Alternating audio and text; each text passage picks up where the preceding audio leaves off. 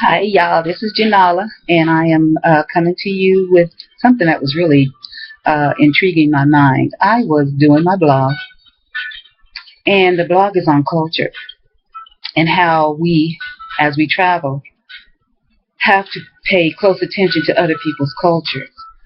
Because if you don't know their culture and you do something unconsciously that to offend those people, you will you will ultimately ruin a big business deal. So it's very important to know culture. Um, did you know, which I just found out, that it was unacceptable while in Thailand to cross your legs, or it is unacceptable not to accept a cup of coffee when you're in Saudi Arabia.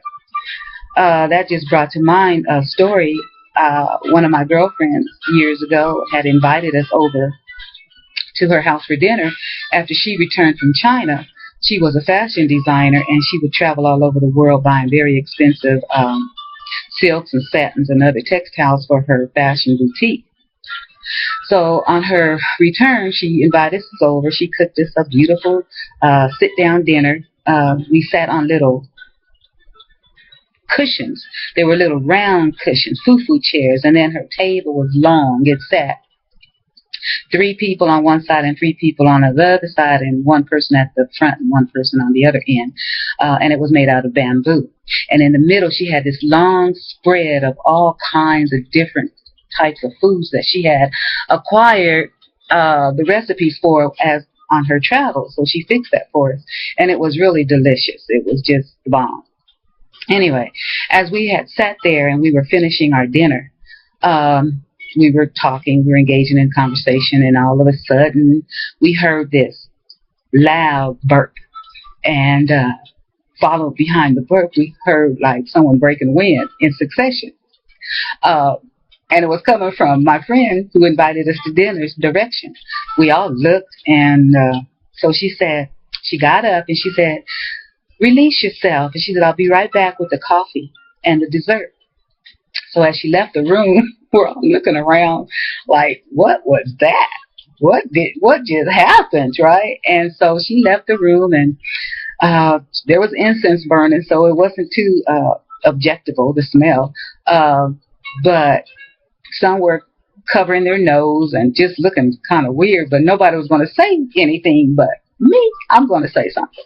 So I asked her, I said, "Girlfriend, what did you just do?" I said, "What did you just do?" She said, "What?" And I said, "You just sat here and broke wind and had this loud, obnoxious burp." I said, "What was that?" She said, "Oh," she started laughing. She said, "I am so sorry. Let me apologize to everybody." She says, "When I lived in China, I came accustomed to breaking wind and burping while we all sat at the table because that's their custom. It's customary to do that because when you do that, you are showing that you are appreciative of the food was good, and that you're satisfied, and that's culturally acceptable over there." And so we said, "Oh, okay, okay." And so everybody was intrigued and started asking her questions and everything. But that just brings me back to the point.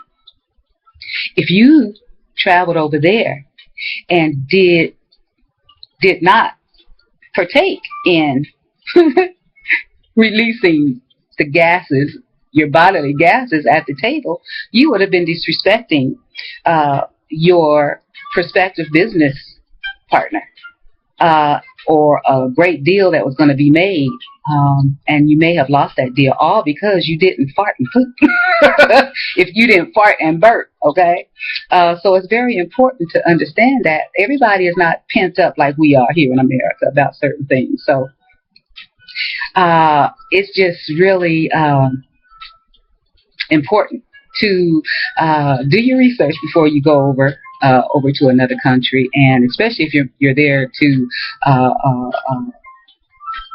conjure a big deal dealing with money or any other reason. If you're just traveling, know their culture, because when you go into their homes and stuff, you want to know what the deal is. You don't want to be embarrassed, and you don't want to embarrass them or insult them. So with that being said, I just wanted to share that with you. So you guys have a great week. coming up.